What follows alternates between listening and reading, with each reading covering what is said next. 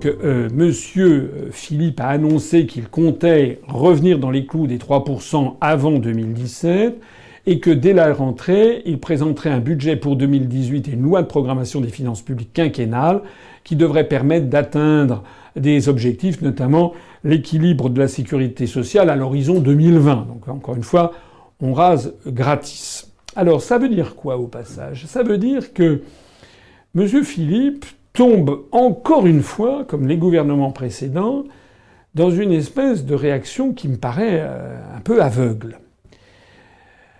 C'est très gentil de dire qu'on va passer en dessous de 3%. Mais c'est ce que disent les gouvernements français depuis très exactement 1995. Bonjour à tous. Principale information de cette journée. C'est ce matin que l'audit sur les finances publiques a été remis officiellement à Lionel Jospin. Le Premier ministre l'avait demandé 3 semaines après la victoire de la gauche aux législatives. Objectif, faire le point sur les déficits pour s'approcher des fameux 3% exigés par Maastricht. Objectif désormais 3% de déficit non plus en 2013 mais en 2015. Un engagement réaffirmé par Manuel Valls, à peine nommé. Nous tiendrons tous nos engagements car c'est la parole, la crédibilité de la France qui sont en jeu et personne ne peut mettre en doute la crédibilité de notre pays. Pour y parvenir, le gouvernement annonce 50 milliards d'économies en avril dernier. Insuffisant. Michel Sapin annonce aujourd'hui que le déficit sera supérieur à 4% jusqu'en 2015. L'objectif des 3%, obligation européenne, est aujourd'hui remis à 2017. Ça fait donc 21 ans, 22 ans, que les gouvernements qui se succèdent taillent dans le vif des dépenses publiques et on n'y arrive pas. Et à chaque fois, on va arriver à un nouveau gouvernement qui dit « Taratata, c'est moi qui voilà, moi je vais faire... » Mais pourquoi ça ne marche pas?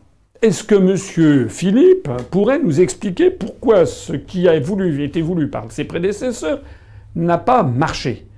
J'ai déjà eu l'occasion de le rappeler des dizaines de fois, notamment au cours de la campagne présidentielle ou de la campagne législative, mais même avant, et j'y reviens encore une fois. Le problème qui se pose, c'est que un État, ça n'est pas un ménage de salariés.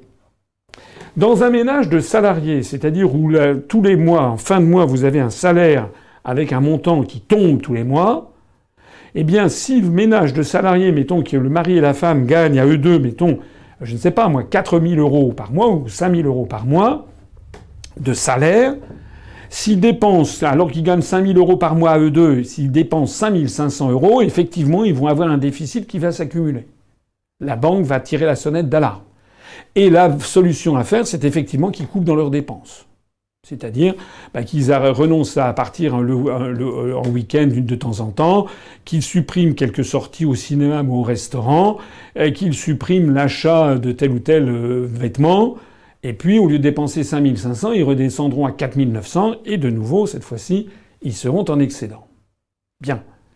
Mais un État, ça n'est pas comme ça. Ça n'est pas comme ça. Est-ce que monsieur Philippe l'a compris?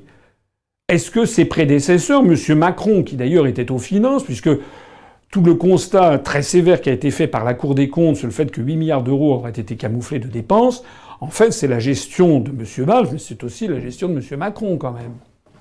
Est-ce que M. Macron, lorsqu'il était aux finances, qu'est-ce qu'il a fait? Et ses prédécesseurs, qu'est-ce qu'ils ont fait? Un État, ça n'est pas un couple de salariés, tout simplement parce que les recettes d'un État ne sont pas des salaires. Les recettes d'un couple de salariés, le salaire tombe quelles que soient les dépenses. Alors que les recettes d'un État dépendent de l'activité économique dans le pays en question. Ça fait quand même 25 000 fois que je le dis, je le répète encore une fois. C'est quoi les recettes d'un État? C'est l'impôt sur les revenus. C'est l'impôt sur les sociétés, c'est la TVA et c'est la taxe sur les produits pétroliers, en gros la taxe qu'on paye sur l'essence. Bon, il y en a d'autres, mais c'est les 4 principales ressources. Si, comme le dit monsieur Philippe, comme l'ont fait tous ses prédécesseurs, on taille dans les dépenses publiques, ça veut dire par exemple qu'on n'embauche plus de fonctionnaires. Ça veut dire que il va y avoir une diminution d'un impôt sur les revenus s'il y a moins de fonctionnaires. C'est-à-dire qu'il va y avoir moins de consommation. d'ailleurs pas seulement les fonctionnaires, mais c'est les dépenses publiques. Puisqu'on est dans une situation une situation de faible taux de croissance. Ça veut dire que l'impôt sur les sociétés va diminuer. Il va d'autant plus diminuer d'ailleurs que M. Philippe, propose de le diminuer conformément aux instructions venues de Bruxelles. Ça veut dire également qu'il va y avoir moins de TVA, puisque les gens vont moins consommer. Et ça veut dire qu'il va y avoir moins de dépenses d'essence, parce que les gens ont moins d'argent. Ça corrélativement d'ailleurs avec la montée du chômage.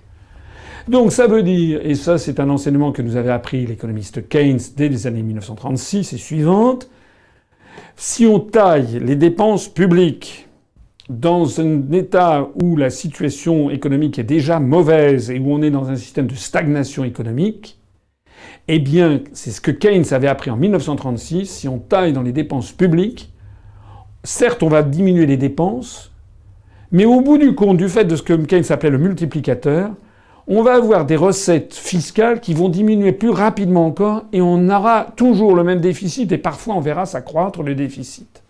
Ça fait 22 ans que ça dure, on est reparti pour une 23e, 24e année avec M. Philippe. Voilà.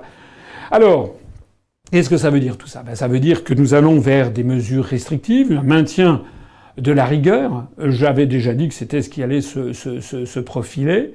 C'est d'ailleurs exigé par les grandes orientations des politiques économiques.